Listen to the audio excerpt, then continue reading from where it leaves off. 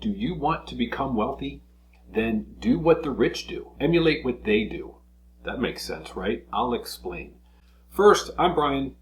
Why would you listen to me? Well, I've had many businesses over the years. I've gotten out of substantial debt, and that is what my channel is dedicated to. And every Friday, I show you what you can do with regard to your savings to emulate what the rich do and make sure that you're becoming wealthier instead of becoming poorer when you may not even realize it's happening. I always say the government doesn't care about you. Banks don't care about you. If you want to achieve freedom, you need to achieve financial freedom. If you look at this first graph, I'm going to show you three just for illustrative purposes here. But 1% of the U.S. population, this is how much wealth they hold. $45 trillion. That's just 1% of the United States population. All right. What share is that? That 1% of individuals hold 28% of the wealth.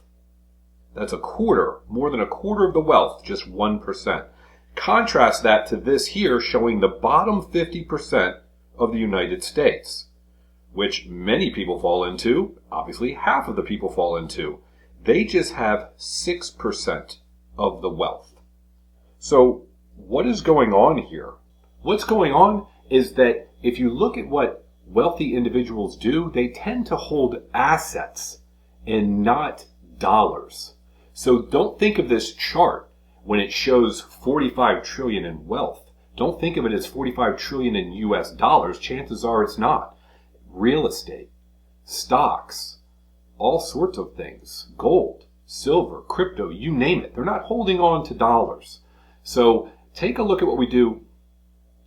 So this is what I do every Friday. I talk about your savings because of things like inflation, which has run rampant over the years and is obviously one of the things that the Fed is paying attention to because they're not going to change interest rates until they see inflation go down. And that's what they've stated because they have a two-issue mandate. One is to get inflation down and employment up. They're focused on inflation down.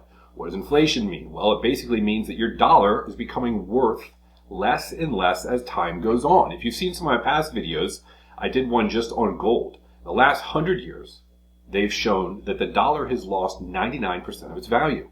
So if you're just having or holding on to dollars just sitting there, they're just going down in their worth. 100 years ago, if you had taken $100 in cash, you took $100 in cash and bought gold, that gold today would be worth $10,000. Look at the difference. Do you want to hold 10,000 today or 100? That's an obvious answer.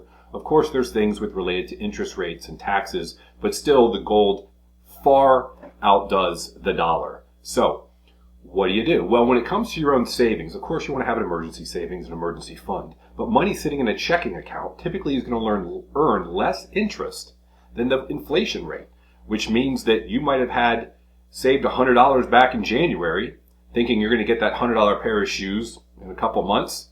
Now the $100 pair of shoes is $120, and what do you have? You have $100. That's how it's hitting you, and it's getting worse and worse. I think they said in the last, maybe 10 years, it's lost 20% of its value, if not probably more.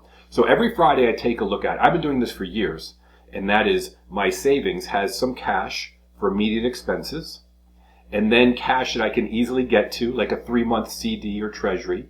But then the majority of it for longer term is commodities like gold, silver, and now crypto. Some people don't believe in crypto like Bitcoin. Bitcoin's considered a store of value.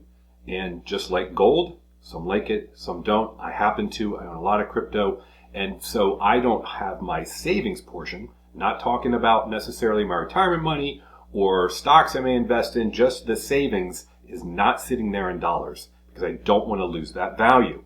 So I compare this to back to February when I started this. And you can see here, these are the things we're tracking. Now, savings, CD, and treasuries, these rates are staying the same because I use a government site and it updates once a month. Now, let's look at gold. Gold is 24.12, and last week it was 23.42. It's 30.68. Last week it was 28.29. That's silver. Bitcoin is 66,181. Last week it was 61,970. It tends to fluctuate significantly more than gold and silver. It's going to take a while for crypto to find its footing, although many will tell you it's going up and many will tell you it's going down. Ethereum. I look at Bitcoin and Ethereum somewhat similar in terms of just the fact that they're the largest market cap cryptos, and they have what I would call first mover advantage. But they are very different. Actually, they couldn't be more different. If Bitcoin is the world's gold, Ethereum is the world's computer. Ethereum's 3,068. Last week it was 2,999. But if you look at this chart here, it's showing you back to February when we started this, and all of these assets are up significantly. However, look at this, inflation. The month of April, 3.4. Prior, it was 3.5. So inflation means that the dollars in your bank account have lost value. If you had been buying some gold and some silver, which I do on a biweekly basis, Bitcoin and Ethereum, which I own and continue to buy, those things have gone up. So do what the rich do. Now look at this. This is 10-year treasuries. This just gives you an idea of where interest rates are going. It's a 10-year treasury rate. You can see it here on the bottom, a graph of it over time. It's correlated to many things, such as mortgage rates and things like that. So one of the things I do every week is show people how to get out of debt.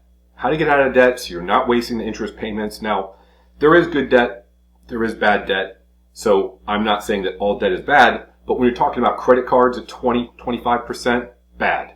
Anything else with a high interest rate, chances are, unless you've got that money invested in something with a better rate of return, odds are you want to get out of that so you can lower your monthly expenses. You can have that emergency fund. I've got videos on how to create your emergency fund. But this update we do every Friday is to show you and help you to understand that the wealthy get wealthier because they hold assets. And when there's inflation, the value of assets go up. The value of the dollar goes down. So what should you be holding? Dollars which are going down in value or assets which are going up. Eventually this will start to make more sense to you. At first you might think that's crazy. I don't need to be buying gold and silver. I have videos on how to do that easily. You don't have to hold physical gold and silver. I happen to hold physical gold and silver. I also use some custody to hold some for me. And I also use ETFs because they're easy to turn back into cash when needed. So there's various ways of investing. But I hope this opens your eyes so that you can achieve real freedom, which is financial freedom, and mimic and do what the rich do. You don't have to be rich to buy some gold, buy some silver, buy some crypto, and buy some alternatives to just having it sit in a checking account, even if that's just a 3-month treasury or a 3-month CD.